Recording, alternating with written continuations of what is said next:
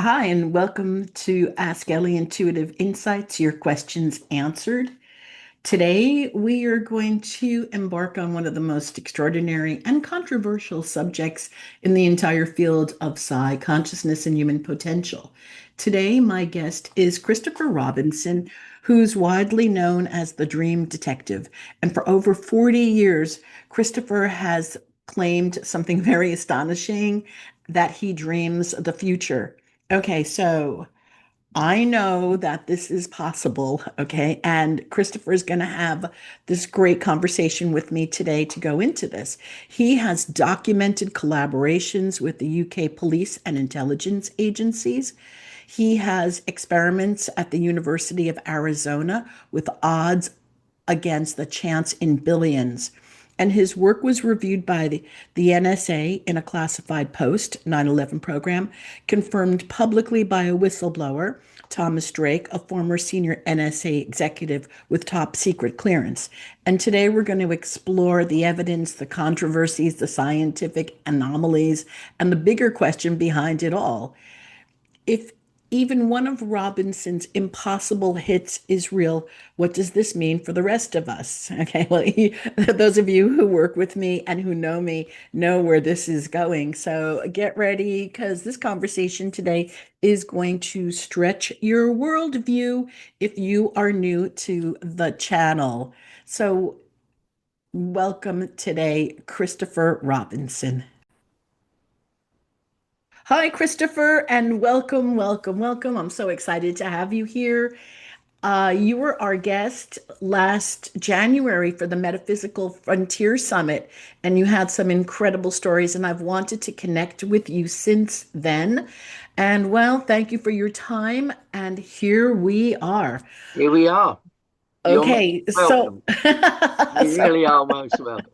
all right, I'm gonna dive right in. Okay, I've Yeah, got no, so many questions that I'm not sure we're going to make it all in 1 hour, so we may have to have a part two on this one. And let's get right to it, though. So my first question for you is: you were talking about precog. We're talking about precognition and dreams. And the first question that I really have for you is: when did your first precognition, knowing the future in dreams, for anybody tapping into this who's not familiar with this work, when did you realize that this wasn't ordinary? And do you recall your first dream? well, my first dream um, was with my grandmother. This is to the best of my memory. It's a long Okay. time ago. Um, she'd passed away, uh, Right. or passed over, really, Right. Right. in the most extraordinary circumstances. I'd gone to visit her in hospital, and she had cancer. She was 86. She wasn't expected to die for another year or so, according to the medical people who were looking after her, dealing with her. But I went to see her. She was in hospital for a blood transfusion just to kind of get her back to normal. And I sat down and she just looked at me and stared at me. And she said, "Christopher, you've never lied to me." And I thought, whoops, what's coming now? Um, and then she went on to say that I'd always told her that my belief was that when her time came, she would meet up with my grandfather, her husband again. Right. And I said, "Well, it is what I've always believed." Um, well, she said, "Every time I close my eyes, he's at the end of the bed with his arms holding out, saying it's time to come with me. What should I tell him?" Eh, well, I said, "Nan, I can't tell you what to do." Um, she said, "Well, kind of, do I tell him I'm ready and I will go with him?" And this was kind of new. I hadn't even read about anything like this. And I said, "Well, I mean, you know, it's up to you. Um, I can't answer that for you." And we talked a little bit about, what was going to happen between this point and when the end came. And she wasn't really looking forward to not being, perfectly Hmm. as she was. She had cancer, but she was talking to me and she was all there. And, anyway, so we left it at, if it was me, knowing what I know, being me, I'd say I'm ready. Right. Um, I said, but you got to make up your own mind. She said, do you think he's really there? And I said, yes, I absolutely do. Anyway, a few more minutes go by, probably 20 minutes talking, chatting, kissed her on the forehead. She said, I'd like to be alone now. I think, Oh, I yeah. think Okay. I'm ready.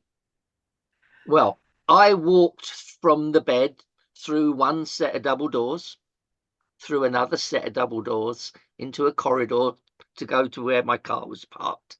And a nurse came running after me. What did you do? Did you give her anything? What did you say? And I said, I'm sorry. She said, your grandmother has just stopped.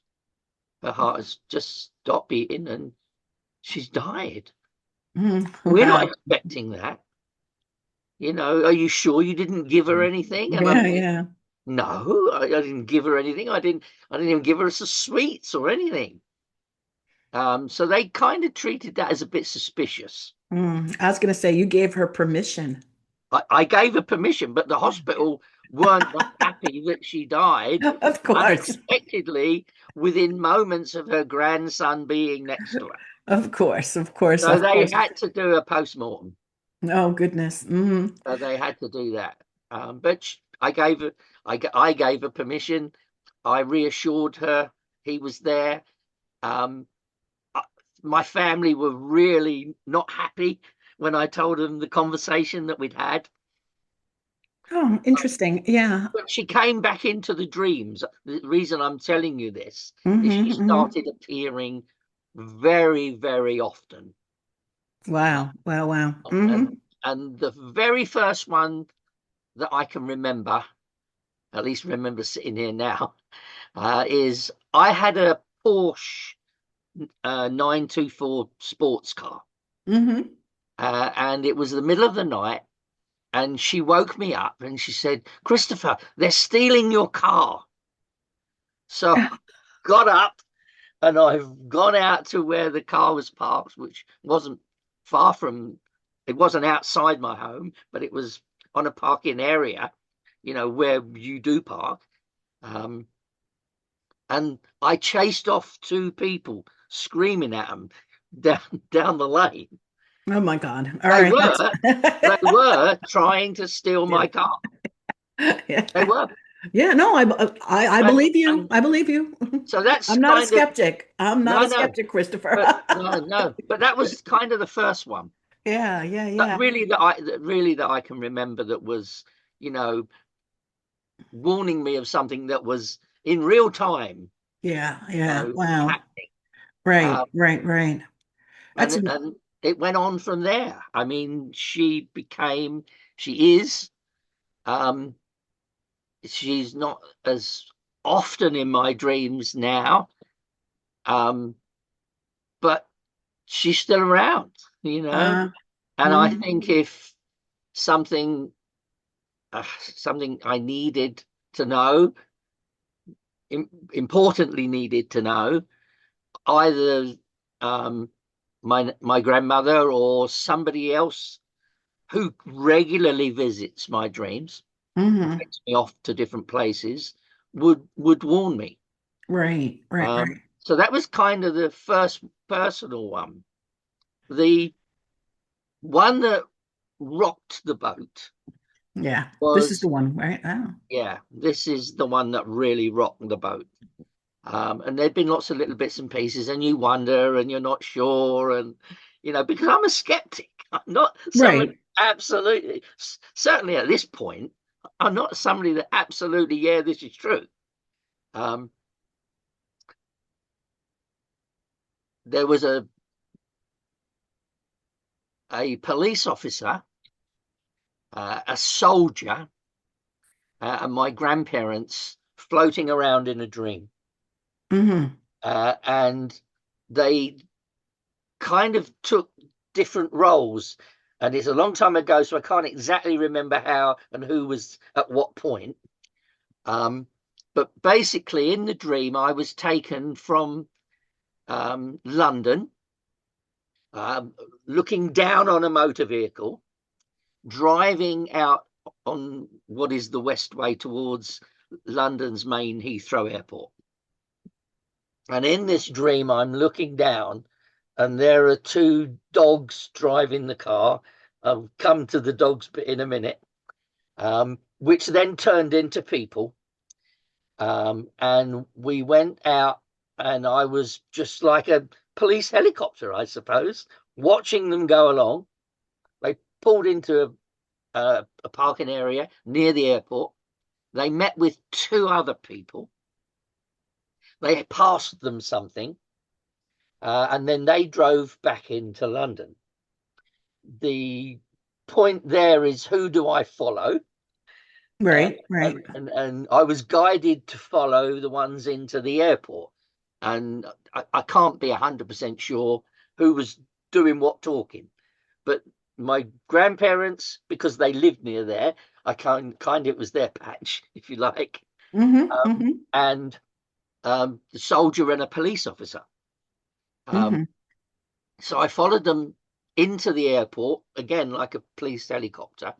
And of course, when they went into the buildings, I'm kind of in the buildings with them. And they managed to gain access to a, an area where there was suitcases stored, a Right, luggage area. right. Um, and whatever they had with them, at this point in the dream, I didn't know what it was, but I was soon to find out. They opened a suitcase and put it in, and then they left. Then the dream switches, and I'm in a plane. I'm in a 747, and this story expands into weirdness a bit later on if you want to go into that. But I'm in a blue and white 747, and we take off.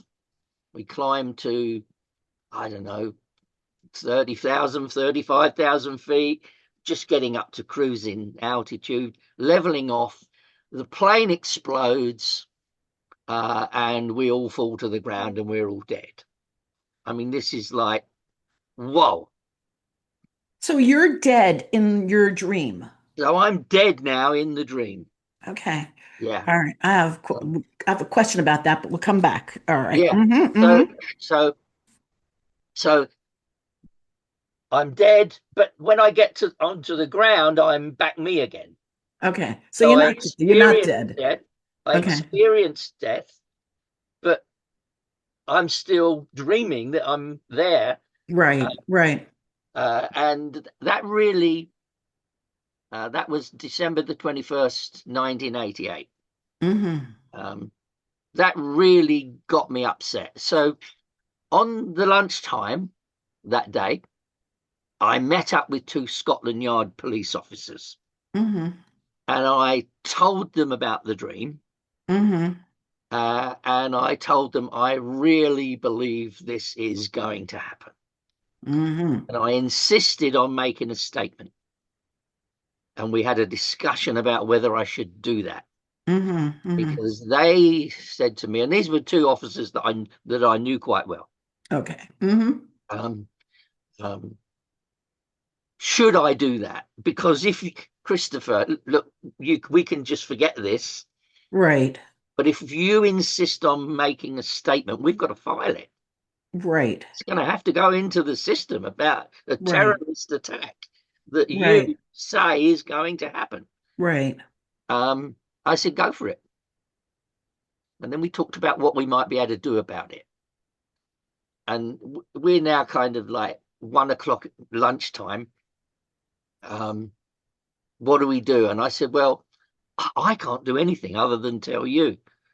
I've got no Right. authority Right. to go anywhere or call searches. There's nothing I can do. And they said, well, we realistically couldn't ground all the blue and white 747s just based on your dream. Right. And I said, no, I understand that.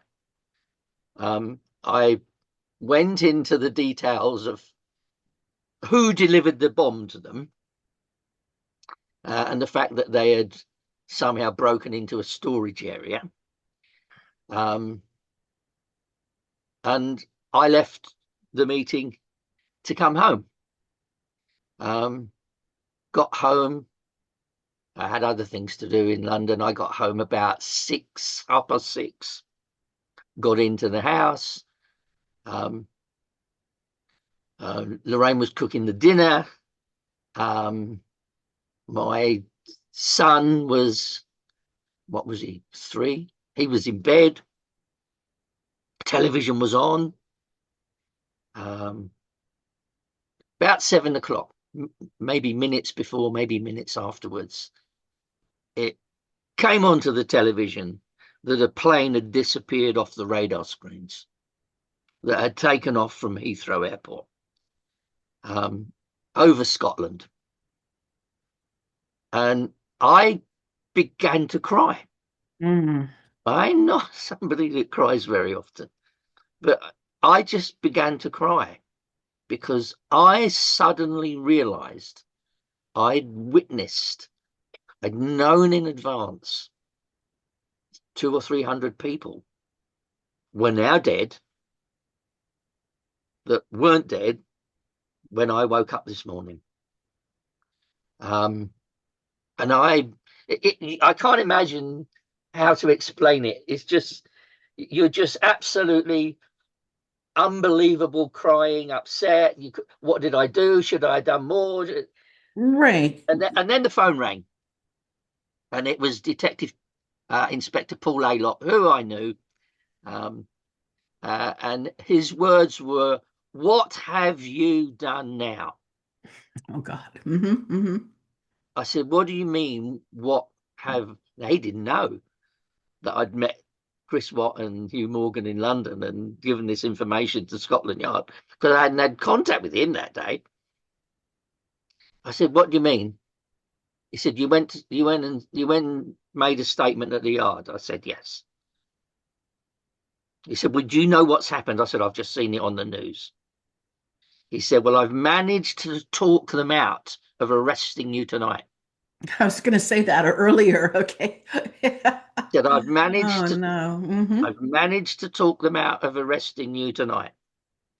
He said, "But you must be at Scotland Yard in the morning at 9:00 or they will pick you up." I said, "I'll be there. Tell them Christopher. Yeah. tell them I'll be there." Anyway, so that was smack in the face. Whoa. Right. Was like the beginning of the police work too, correct? That was the beginning of the dream police work. Yeah. Okay. I have a Not the beginning of question. police work, but What flight was that? Do you that was remember? Pan Am 103, Okay, that's what I Lockerbie, thought. That was 21st of December 1988. yeah, okay. Okay. That was Clearly, huge. yeah, of course, because I had a friend's husband on that flight. That's why I was just somehow, some way, Lockerbie, right. Pan Am Right. 103. Yeah, yeah, yeah. Now, the the weird bit about that, um, the really weird bit about that is I'd been on that plane flying to Seattle earlier that year. Mm-hmm. Um, and what had happened is I was with a group of journalists and film people. Um, and as we were taxiing to take off, I thought I saw an explosion under the floor. I thought, wow, that's what is that? And I even spoke to a stewardess and I said, "I've just seen a flash of light from..." And she stood on the floor and she said, "No, the floor's perfectly sound." And I dropped, didn't think, until I saw that name of that plane on the news, and that news footage is like forever Mm-hmm. embedded in our minds. I'd been on that plane and I'd seen a flash of light. Mm. Well, and I still question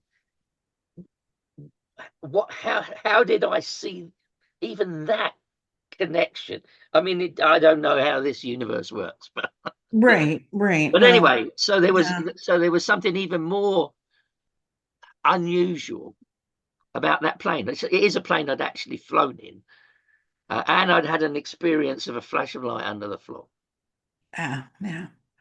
And we don't have logical explanations. We do, in my world, we do know that all of this is natural and that this happens. Mm, And although I don't have the scientific explanation for it, only, and for me, these are natural things that happen to human beings and that we know and that we have access to.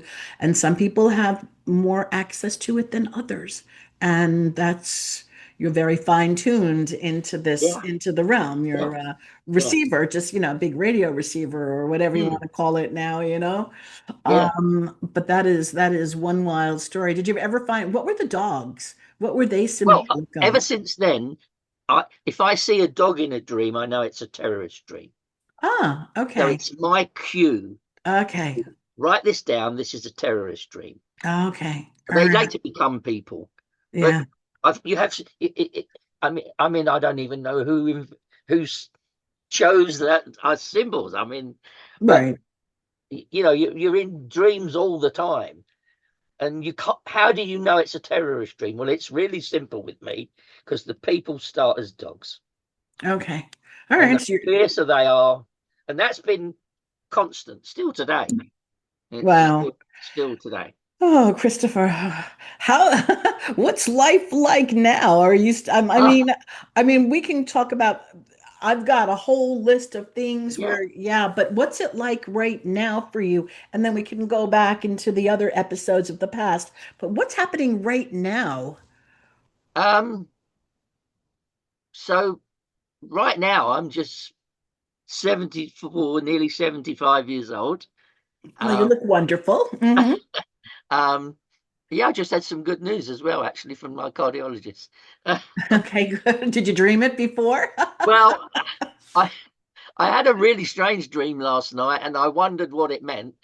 And I I woken up just after I went to sleep and gone on to Grok and sent Grok a letter about um what would you call it? It was a di it was a it was a pre-exploratory.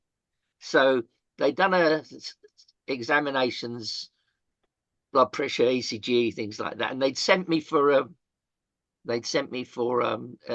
stress echo, Hmm. Hmm. and on my on my Grok, probably it would have been about 11 o'clock, 11:30, because I was already in bed and woken up and been dreaming, and I said to Grok, I sent him a copy of the little bit of the letter and said, what does it mean? What's this V11 and Q waves and the Right, reason right. why they sent me for the stress echo?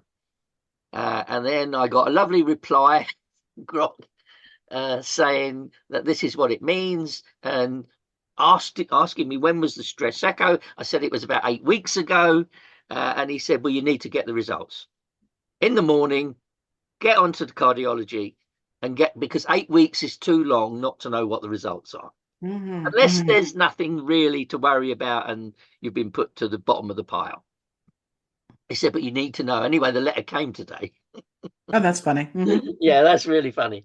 Uh, Hmm. and and there really doesn't seem to be very much to worry about. What Right. I haven't explained is that I had a heart attack in 1986. And in that heart attack, I was fighting for breath, ended up in a room, big, bright white light with, I can only call them beings, light beings Hmm. Hmm. that were there. And I didn't want to go. Um, and I had an argument with them about whether or not it was my time to go. And So kind of that could be where this began. Hmm. But I don't know. Right, right, right. And basically, I argued with them, and they said to me, if we allow you to return to Earth, if we allow you back, you have to promise us that you will live in both the worlds. Oh, cool. So I made that promise. But Okay. I didn't know what it meant. Right, right. I, but I said, of course.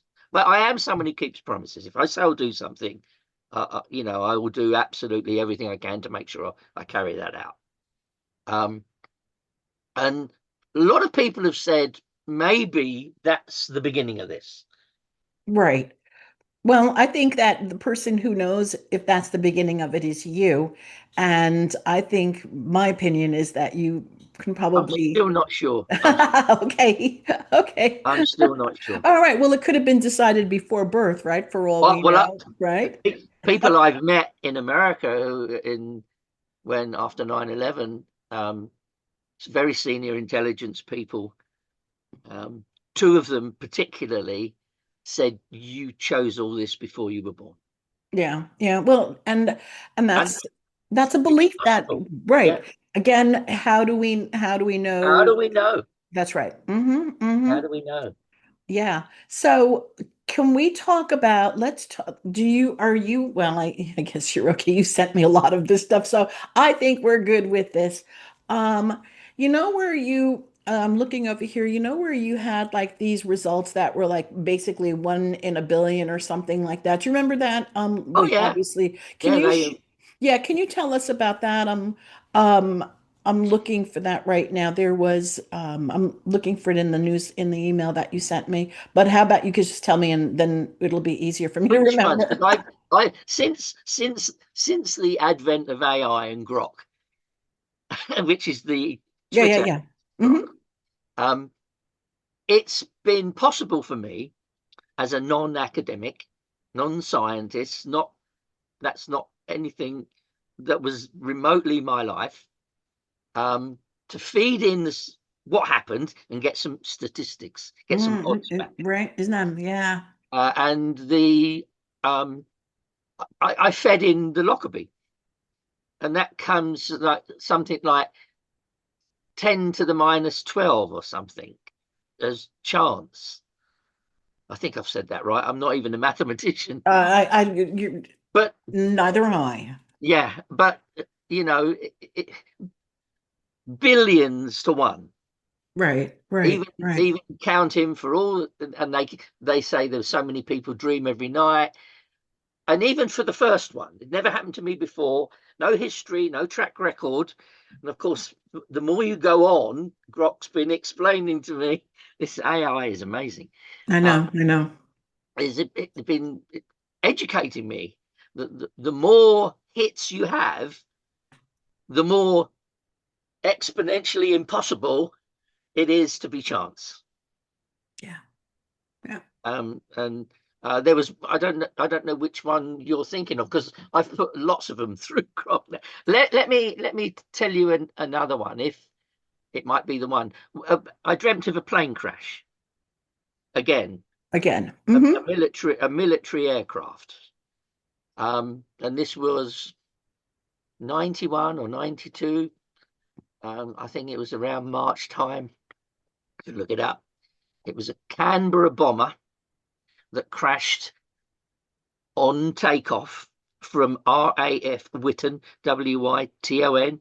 Hmm. Um, and in the dream, I'm in the plane with them. And we are climbing through, I don't know, 1,000 feet or whatever, with, still under full throttle.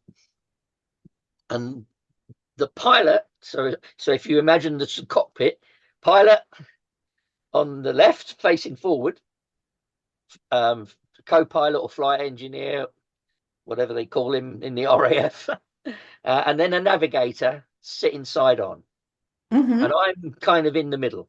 Hmm. And the pilot shouts, "Flame out, engine flame out. We are going in." And down we come, and we explode on the main road. And for momentarily, you think you're dead, I do, because I'm in this thing and I'm thinking, well, I know I've been dead before and been conscious. So am I dead? Well, how did I get here? And then it kind of clicks in and you realize, well, I wasn't in a plane, I'm at home. So this is happening to somebody else. And the flight navigator, I suppose he was, or what, sitting on the side, I said to him, "What's your name?" And he said, "My name is Stephen Wilkinson." And I said, "Oh, Stephen, I had a little talk to it. We're in the flames. I mean, we are in the burning wreck." And I said, "Oh, Stephen, I'm so sorry. You know, probably talked tiny bit about what happened." And I said, "What is the names of the other crew? Because I want to know. I want to. Right, right. If I know all the names, might be able to do something." He said, "I'm not allowed to tell you their names, Mm-hmm. but I am allowed to give you a clue." And I said, "Give me a clue." He said, "Their father built the runway." I said, "Okay." Anyway, half of this is written by the time I wake up, and I add to my page everything else I can remember, do a little Right, drawing. right. And then I discussed this with a chief inspector of police that morning, because we're under the surveillance. We want all your dreams from now on that remotely connect to terrorism or anything like that. And I'd been sending them probably 2 years by now, every morning, Right, right, every right. morning. Um, and he said to me, where do you think it's going to happen? I said, "Well, I don't know." Um, I said, "It's an RAF three seater plane, jet. Um, and we go through take." I said, "But I do know that we crashed onto a main road. So there were cars that had to stop, and so we're not in a field, we're not on buildings, we are in the center of a main road, or at least very peripheral, right on the edge of a main road." Um, so he said to me, "Okay," so he's making reports of everything that I do. And they go to various other intelligence people. And I don't know whether this went to the Ministry of Defence or not, but Ministry of Defence certainly by that time knew all about me. Um, he said, "What does it mean then? So we've got a Stephen Wilkinson. What does it mean their father built the runway?" I said, "Well, to me, that's tarmac or macadam, tar macadam." I said, "That's what that means to me."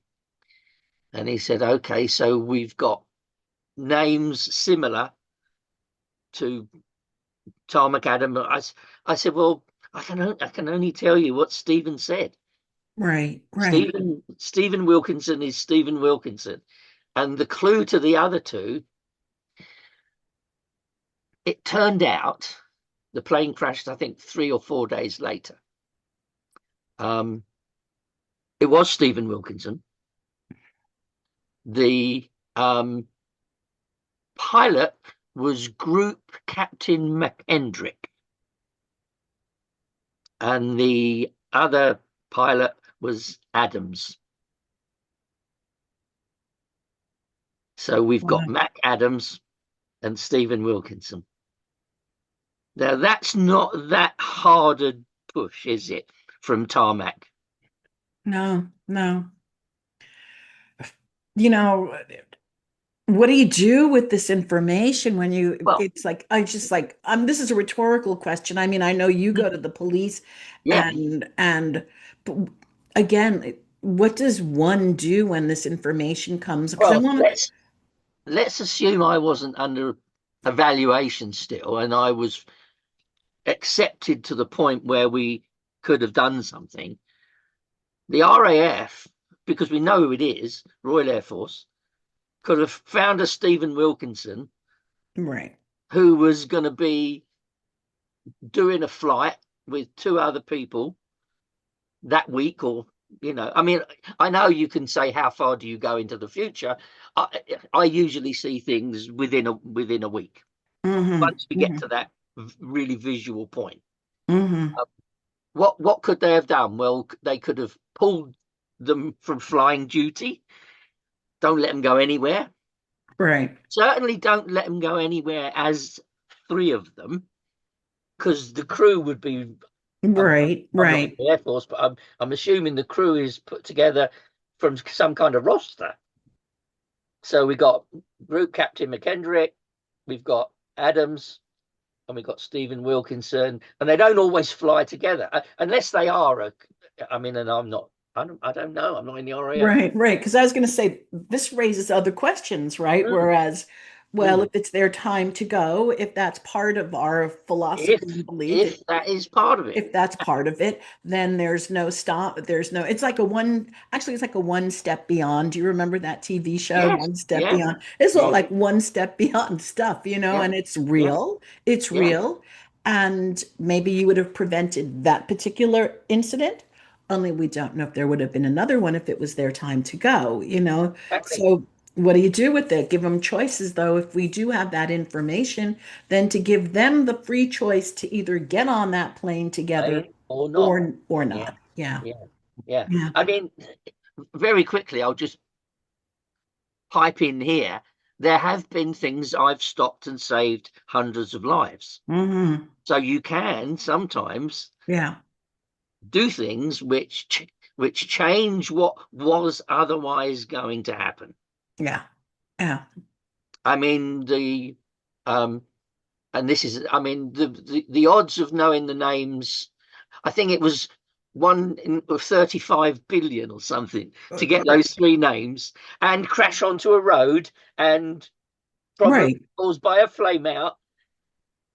Oh There's no, this is. I Yeah, mean, no yeah. one can I mean, deny. I'm sorry, nobody no can one, deny yeah, that. If you're no one, looking, no one, no one, no one. But you see, why I love the AI so much is because it can give me numbers. yeah, yeah. It can give me the probabilities because I wouldn't know how to work that out. Of course not. No, and Uh, it's yeah, yeah, yeah. you'd need I don't know, you'd certainly We need don't some. have access. We don't even Yeah, have access to that, to the opportunity to work it out. yeah, Even if we yeah, could work it out, we don't have yeah, access to the technology exactly. for that Yeah. physically in our homes, but now we So do. I sit here all day going through now. Let's That's feed another awesome. one in. That's Let's feed awesome. another one in and see. Um, Christopher, I have a question if you, yes. unless you have something that's No, that I was going to say where we know we saved lives. Um, I, okay. I can tell you one of those, but let's do some of your questions. All right. So my question is, this is kind of like this is a question for you. I want to go back to 9/11, and I want, before we hear your story, I want to talk about me. That's okay. Yes, please do. So No, no. I don't know. I do psychic readings, and back in 2001, I was reading from my home. Now I only work over the internet, but back in the day, 2001, people would come to my house and I would do psychic readings and read the coffee grinds and all of that. And it started in January of 20, approximately January, February, where everyone, I'm in New York also.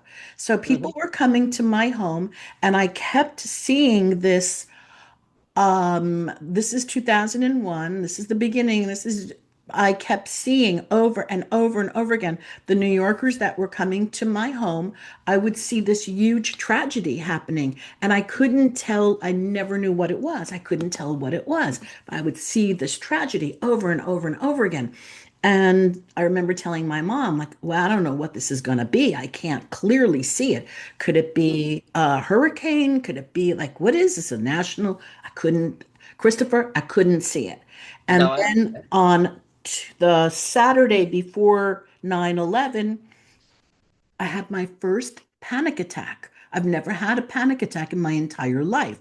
And my husband at that time wanted to take me to the hospital, and it was his, telling me we're going to the emergency room. And that scared me more. It's like, I don't know, Yeah. that's Yeah, I'd like, keep oh, you I'm away not from going in that. there. And I was able to calm my breathing. And he's like, what happened? What happened? I said, I don't know, but something is going to happen. And I don't know what it is. And this is not normal for me.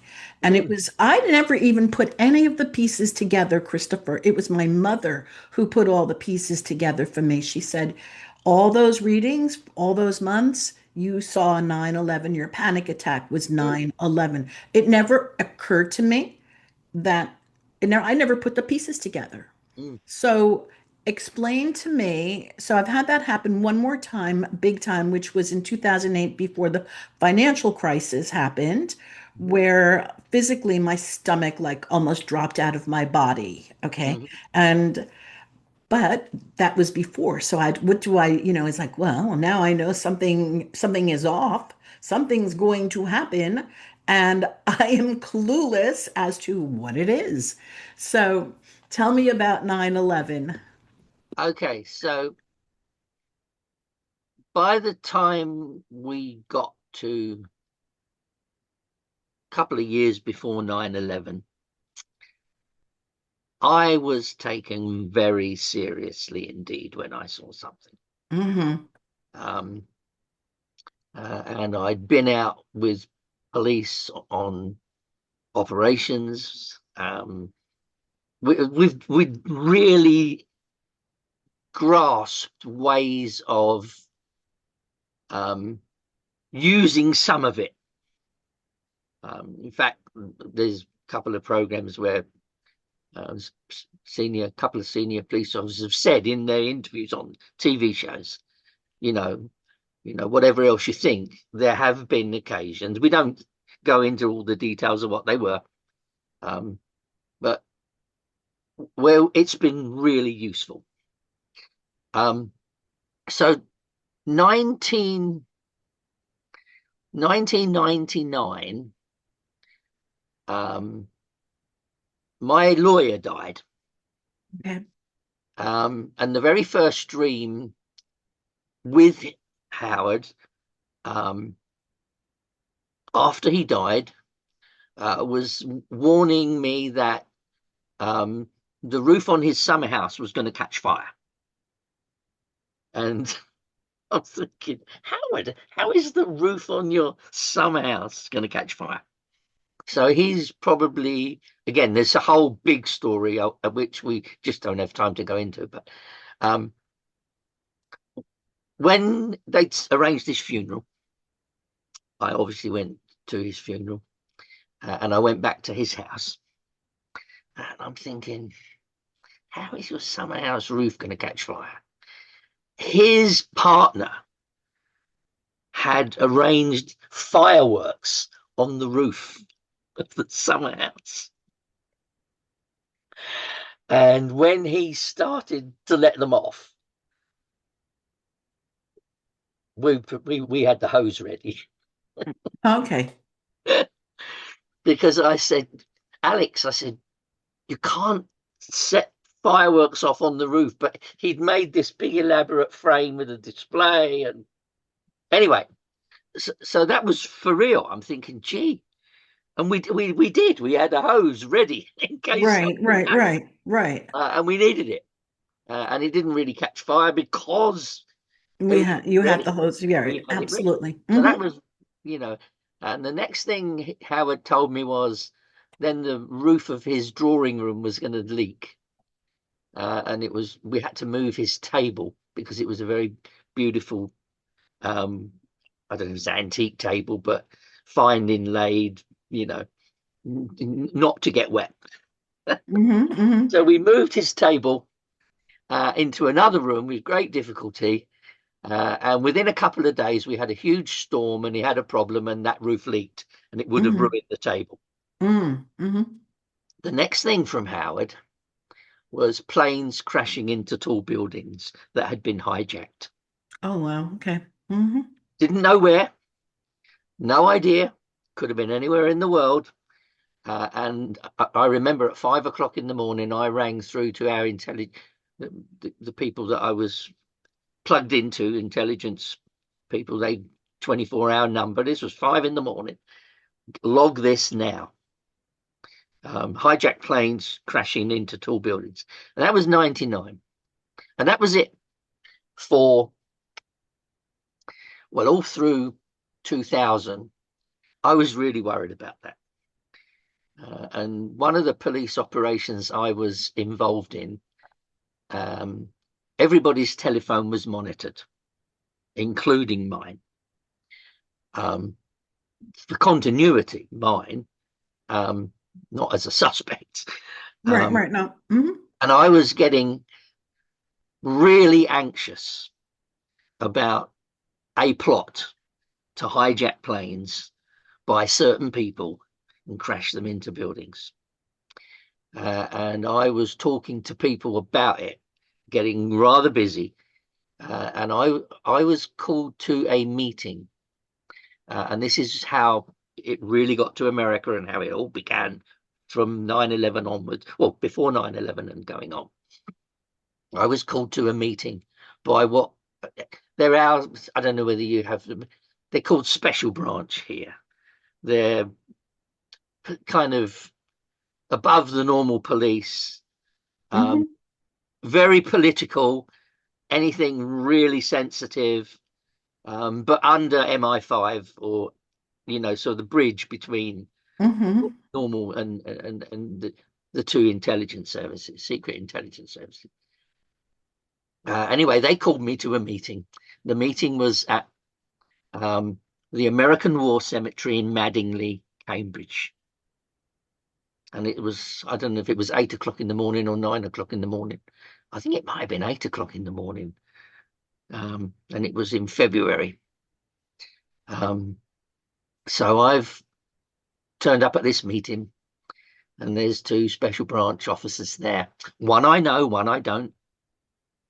And the one I didn't know, I think it was the one I didn't know, said, "Do you know why we've brought you here?" And I said, "Oh, yes." He said, "Why?" I said, "I'm getting fired. Oh, It's finished. I'm getting the boot. Thank you, but no thank you. Persona non grata." And the other one looked at him. Yeah, it must have been this way around, and said to him, "I told you he'd know." wow. He said, "Do Mm-hmm. you know why?" I said, "Yes, I know why." I said, "But I'm right and you're wrong." Mm-hmm. And basically, the whole thing was I'd been getting carried away with this ridiculous plot for hijacking aeroplanes, crashing them into tall buildings that nobody's ever done and nobody was ever going to do. And they Right. thought that I'd become unstable. Right. They Mm-hmm. thought I'd become unstable. And the kind of operations, if they think you're unstable, you're off the job. Right. Um, I didn't think I'd become unstable, but anyway, so that was the end of that. Was signed off on an agreement, and um, that was that. They left. I didn't. I walked around the gravestones in the cemetery, and I realised that this crashing planes into buildings was so serious for the planet, for humanity. This was so much of a problem that I had to get to people other than idiots in London. I needed Okay. to get to Mm-hmm. the CIA. And I had no contact with the CIA. Mm-hmm. Um, it had been a long time since I'd had any contact with anyone at the FBI. So uh, I talked to all the gravestones. I said, "Come on, guys, if I am right, and if this is going to happen," I said, "this can lead to World War III. This is no joke. Please help me." I said, "And if you can't help me and it all happens, it means you died for nothing in World War II. If we throw this away, I mean, and I know a lot of people will think, oh, I was being really, self-important. But by this point, I took this so seriously. This was not a joke. This was not a joke. Anyway, so after I'd walked around all the gravestones, I went into the chapel. And in the chapel, or this big like mausoleum building at Madingley, and it's still there, so people can see what it's like. It's quite a long building. On the roof of the building is the Air Force, the United States Air Force, all the planes and all the details of World War II, and a whole massive, I don't know, 30, 50 feet, 60 feet long mural. And on one side, and I can't remember which way it was, but on one side was the Army, and the other side was the Navy, with all the ships. And I laid on the floor, and I looked up, and I prayed. I prayed like I have never prayed before, that I would be able to get somebody who understood this from the United States.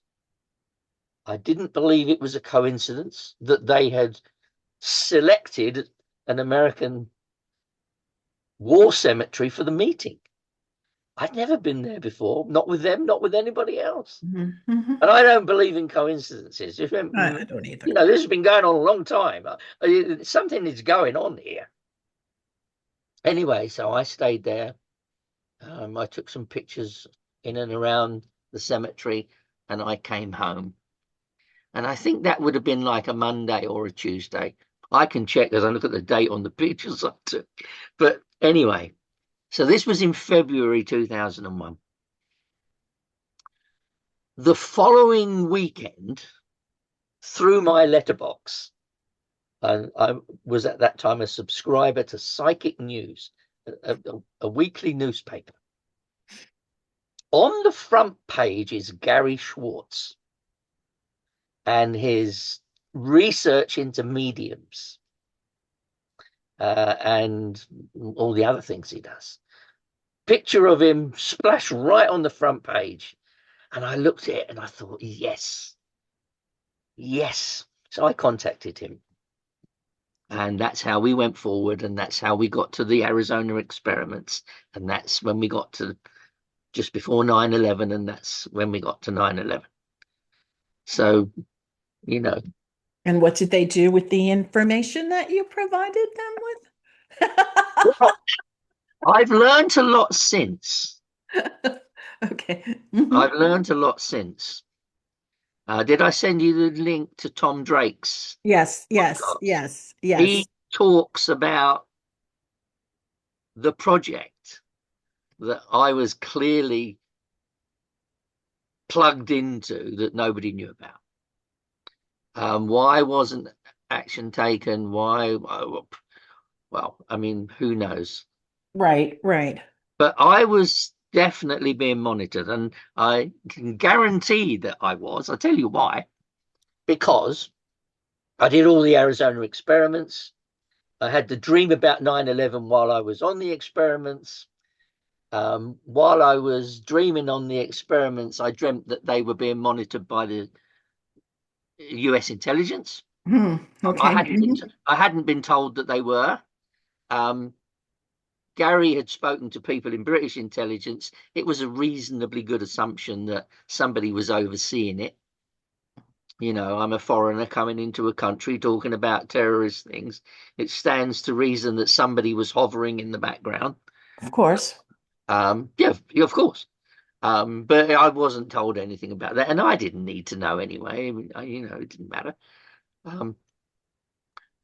And when I came back, I'd only been back a few days. I had the dream. I wrote a letter to the American embassy.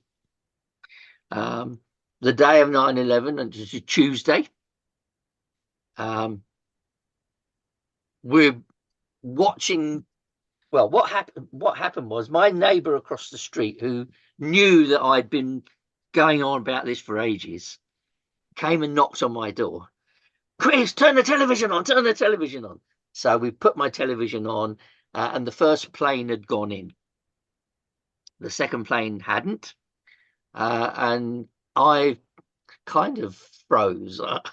Yeah.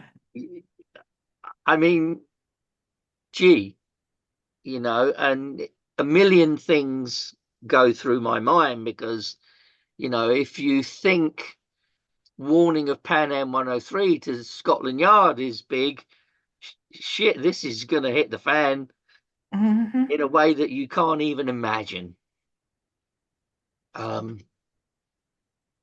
Thank God I don't fly planes. I don't know any terrorists. Anyway, before the buildings fell, my phone rang. And my phone's got a little display on the wall with a number. And they were all zeros. Mm. 00000 right the way to the end. And my wife said, "Are you going to answer?" I said, "No, not yet. I need to think." She said, "Well, you never need to think. You just do things." I said, "I know, but now I need to think." And it rang again.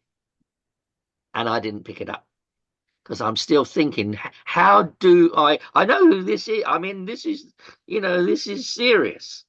Mm-hmm. You got number masking and it's all zeros. And anyway, the third time I picked it up, and then the voice, I mean, I'm shitty with American accent, but this voice said, "Can I speak to Mr. Robinson, please?" And I'm not taking the mickey, but that's how it was. And I thought, gee, I said, "Speaking, sir." And then he told me who he was. We gave me a name. It was a real name. I don't know. I never found out. He said, "Are you aware of what's happening?" I said, "Are you?" And I got indignant. I got annoyed. Are you aware of I what's said, "Are happening? you aware I have just come back from your country trying to warn you about this?" And that's when he said, and I'll never forget the words, "Yes, sir. We were appraised of your experiments on a daily basis." Well, thank you, but I probably knew that. Mm. I mean, you didn't do all that and not get somebody hovering, of course not. Um, um, I said, "So why did you let me come home? Why didn't we progress this?" And I remember what he said. He said, "Well, it was kind of hard to believe. Mm. It Yeah. was kind of hard to believe." Right. Uh, Until these things happen, it's always until hard these to. things, Yeah. yeah, it's always hard to believe. Mm-hmm. My anger that I have in me now with these kind of things is, how many hard to believes do you need?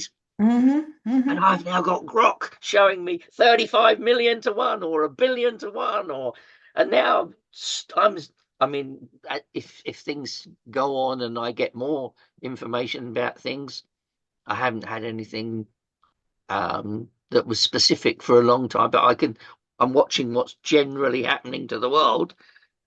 It's Mm-hmm. horrifying what's Mm-hmm. genuinely going on. I mean, that first dream about Putin was 1990 in July. And he was still in Germany then. But I've got this whole thing about VP1 with a, Wow. and World War III and Ukraine, references to places Wow. in Ukraine. 1990. I've still got the notes somewhere. It's all right. I believe you. Yeah, yeah, they're here somewhere. Because they're notes I I often know. Like, talk what do about. you do? Right. What What do do you you do? do? Right. What do you do with this I stuff? think what we're meant to be doing is taking this on board and understanding who we really are, and stop telling fairy stories about what we know about extraterrestrial visits to the planet and everything else. Why are we allowing ourselves to be stuck in nonsense when we know it's much bigger? And the bigger it gets, the more wonderful it gets. Yeah. Yeah. Yeah. Yeah. Honestly, No, you're it's talking, you're preaching to the incredible. choir. Yeah, I know, but people are going to watch this, and Yeah. Yeah. yeah, I know. I'm not trying to sell it to you, Oh but no, no. And it, that is why So that's why I really do encourage people. I want people to watch. I do want people to watch this video and listen to it on the podcast because my clients come to me, Christopher, and they say, "Oh, I had this dream and I had this, and that's like, but is it real?" And I've like, "Yeah, these things are real. Pay attention to They this. are It's real. real. Yeah. It is. We have this ability. We have telepath. Now I'm going to get on my stool over Mm, here, my soapbox.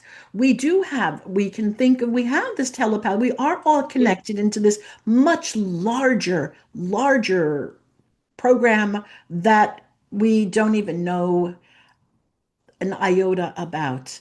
And Mm, so all of these things need to get taken very seriously, and we need to own our abilities. So mm, that's what my message is all about right now. I'm doing a lot yeah. of work on what I call Psi-Ontology, which is Mm, who are we being that will allow us to have more and more access to the psychic information so that mm. we can continue to use it for the betterment of the planet.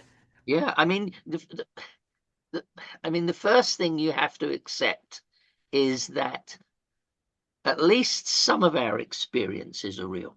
Well, yeah. Yeah. Let's don't have to accept all of them. Um, some dreams I never get to work out what they are.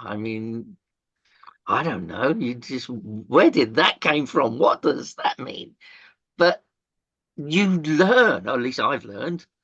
And I talk to people about dreams all the time. Two or three people a day sometimes will come through and talk to me. So, but you can do good things with them. I don't know what your questions are, but I'm sitting here thinking about my granddaughter. She now this is really taking things to an even another level. Um, she was born on July the 11th, 2021. That was a Sunday. She was born in the morning. Saturday night, I'd already been told by my grandmother and other people that she was going to be born that day, that morning. I knew my daughter was.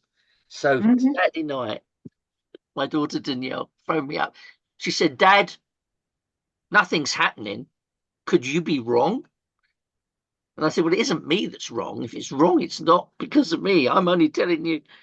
She said, "Nothing's happening." And this was like sometime between 6 and 7 on the Saturday, the 10th. I said, "Don't worry, darling. I'll sort it out." And I am now being funny. I am now just amusing myself and her. And I walked into the street and I looked up in the sky and I put my hands up like that. And I said, "Come on, guys. You told me this baby's going to be here tomorrow. Can you send me a sign that, we've got like, if it's going to be in the morning tomorrow, we've got 12 hours and a bit left. Um, Send me a sign." And I turned round and I walked to my front door and I was just stepping across the front door into the hallway and I heard a gunshot. Bang! What was that? And I've turned round and I've looked out to the car, which is parked on a parking area in front of my house. And the back windshield is just fracturing into tiny, how they Yeah, fracture yeah, tiny yeah, little, or crackling little tiny pieces. yeah. A tiny little micrometeorite has decided to come and hit the back window of my car. My God. Okay. And I'm saying, "Gee, I asked you for a sign. Did you have to be so?" Does it And have to be this so is big? it's 100% happening. Like it really is happening like this. And I think, "Gee, thank you. Some sign. Gee." Phone rings. I didn't get as far as the kitchen. It's my daughter. "Dad, what did you do?" And I said, what did you do? I said, I just went in the street, asked them for a sign, and now this thing has come down from the sky and broken the window. It's going to cost me £200 for a shield. And she said, well, my waters have just exploded all over. Oh, Christopher, it must be fun living around you. Oh, I honestly, I just, oh, gee, But that's exactly what happened. Anyway, Maya is born Sunday morning. I don't know if I've got a chart there somewhere. I think it was about 6 something in the morning.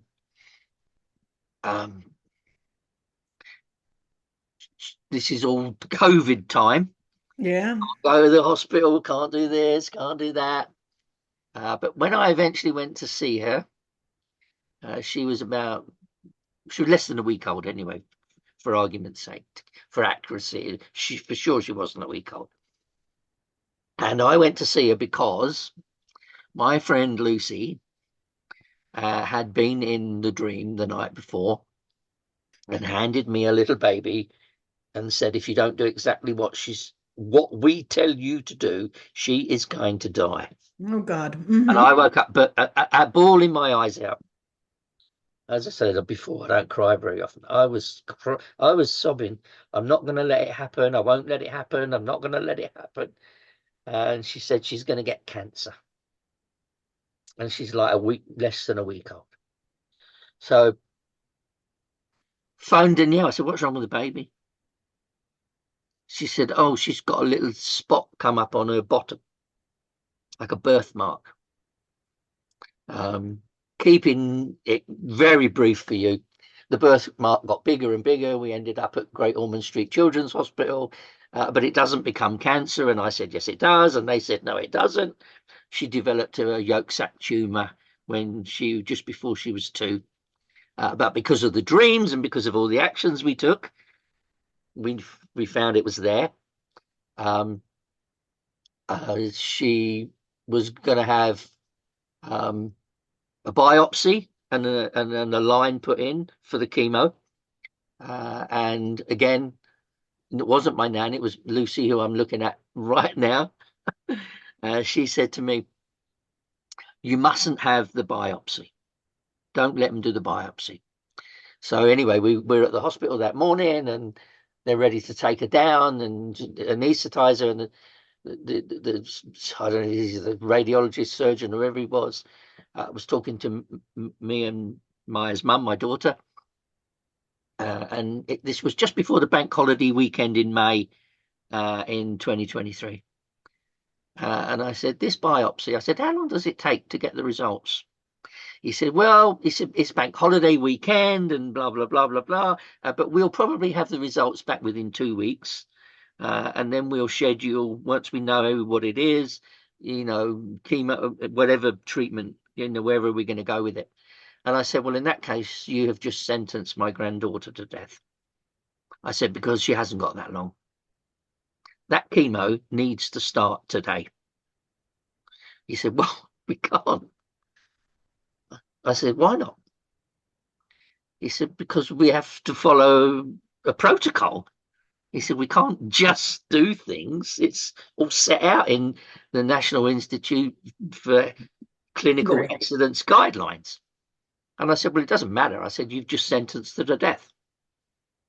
And he walked away. I wasn't rude to him, but I was certainly very forceful with what I said. And we're not sure where we're going now because he hasn't taken her down. We've kicked up a bit of a fuss. Olga Slater is the top, or she was at the time, I think she still is, the very senior child's oncologist at Great Ormond Street Hospital. She came in. She came back with him. She said, Mr. Robinson, I hear what you say. She said, if you refuse to allow us to do a biopsy, we would have to then take other action, which would mean that we would start chemo for what we're reasonably sure it is. Um, he said, but we couldn't start it today. I said, you'll start it today. Now, these doctors, I've been telling them she's going to get cancer all through, and she isn't, and now she is. So they've got some kind of weirdness about me. She said, well, she said, it definitely impossible to start it today. We haven't got a bed. I said, you'll find one. I said, I know what I've got to do, and I know you'll find a bed.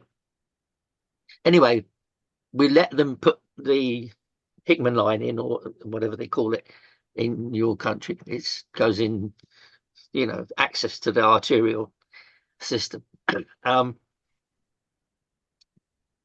She said, there is no way, but we will do it as quickly as we can. I said, well, let me tell you what we're going to do. I said, when she comes back from the surgery of putting the line in, we are going to wait at this hospital until you find a bed. I said, because I know you'll find one if we do that. Anyway, she's certain there's not a bed. It's not going to happen. We probably can get one within a week, not a month, but it's not going to happen today. So we waited in the reception of the hospital, and we had some coffee, and we didn't go home. And she came running in about 5 o'clock, and she said, you'll never believe this. I said, yes, I will. She said, we had a cancellation from a foreign patient that was going to fly in that isn't now coming. She said, and we can offer that bed to Maya. So by 7 o'clock, we were on a ward. And I think they actually started the chemo at 6 o'clock the following morning. But I just followed instructions. Right, right. I wasn't going to, I had been told from the other side. I'd been told by Lucy. Lucy's story is the same. My grandmother told me she was going to get cancer. She was going to do this. We must do it this. We must do it that. She had a lung removed. Went back to see the oncologist at St Albans Hospital. So the lung was removed in early December. We were probably back there in March. She'd had some kind of scan or test that day, and we went in and saw the oncologist, and she said, Mrs. Rispin, I'm pleased to tell you we got it all. And I said, I'm pleased to tell you we didn't. And my message was from my grandmother, if Lucy does not start radiotherapy and chemotherapy tomorrow, and this was the dream the night before, she is just waiting to die. Mm. The doctor said it was absolutely clear. The results were clear. I offered to repeat the result, repeat the tests the following week. I said, I'll pay for them because we've got NHS, so normally you don't pay for any of this. But I'm going to pay for them. Let's run the tests again next week. And she said, I wouldn't take your money. She said, we are absolutely certain that she's clear. We got it all. When the lung came out, it hadn't metastasized. So I buried her in July. I'm sorry, what was that? I buried her in July. Oh, yeah. The secondaries started to appear. I was with her when she died.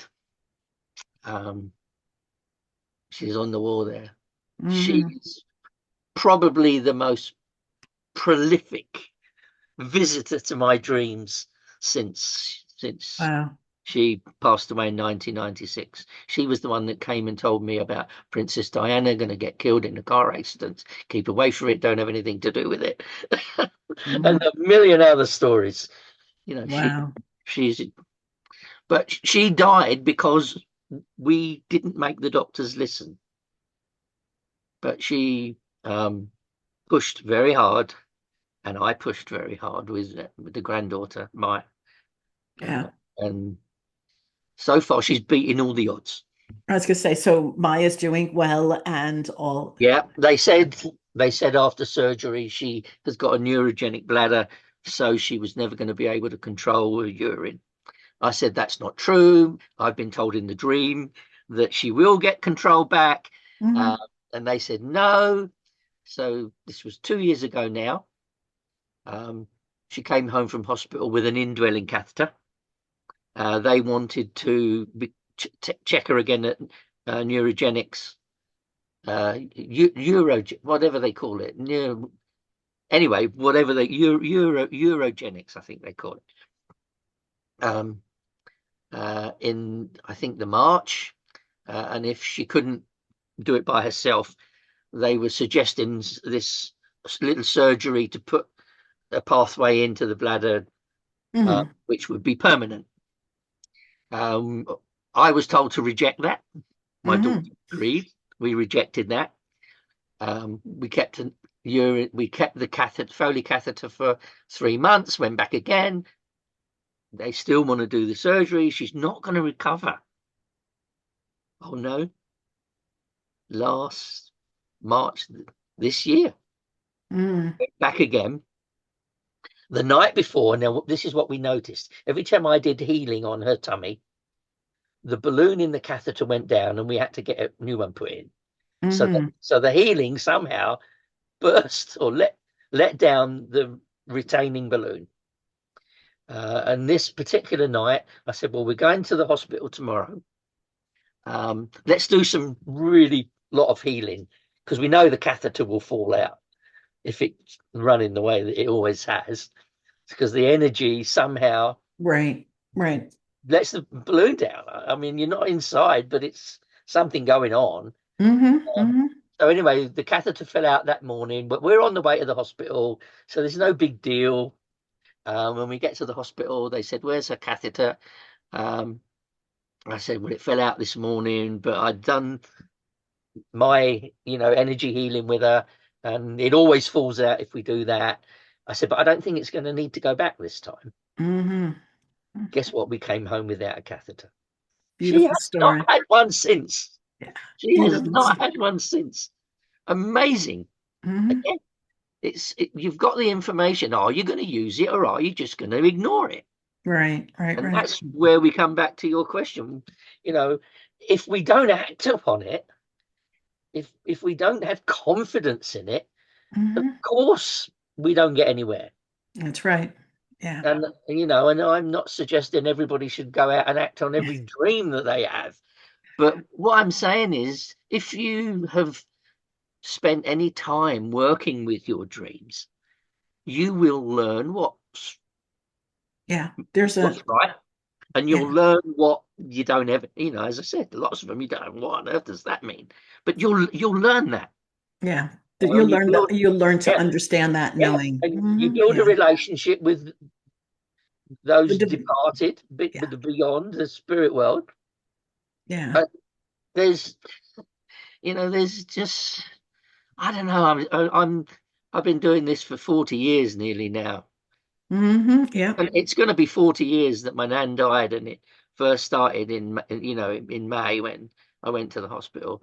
I mean, my prostate cancer, even that. I mean, I was told that I've got prostate cancer when Maya's cancer was diagnosed.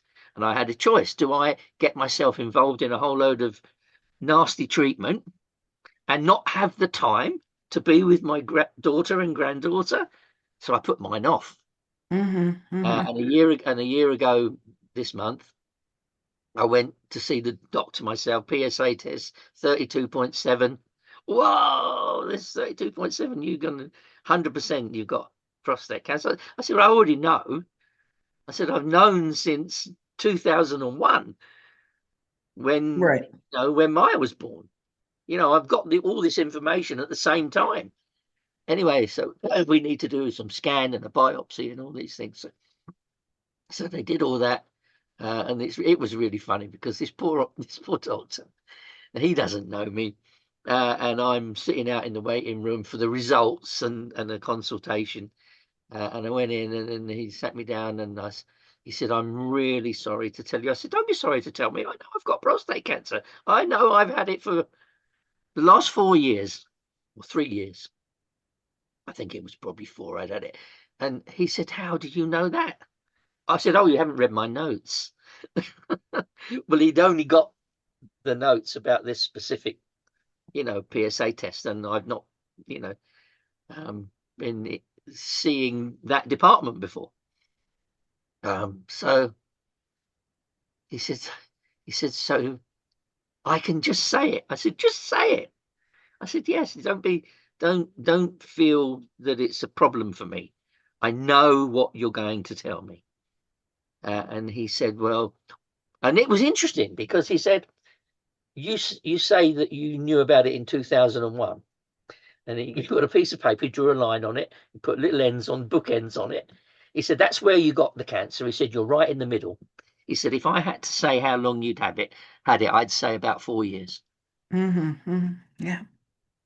He said, because you're right in the middle. He said, and you're right on the end of the middle where it doesn't metastasize. He said, so why did you come for a PSA test now? I said, oh, the dream told me to. Oh. Christopher? It's crazy. Anyway, Yeah, yeah. you've got lots Um, of questions. Let's hit your question. Actually, we're running out of time because I 9 out of 10 podcasts only go for an hour, and But you want to do another hour and you call it part two? we'll do that another day. Okay, Okay. we will come back to that.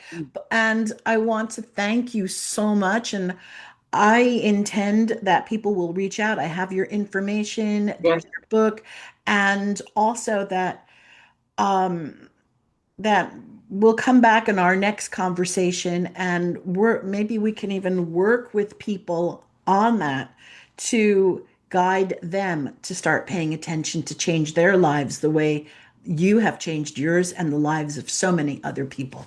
Yeah. No, I'm open for whatever you think Okay. All would right. work.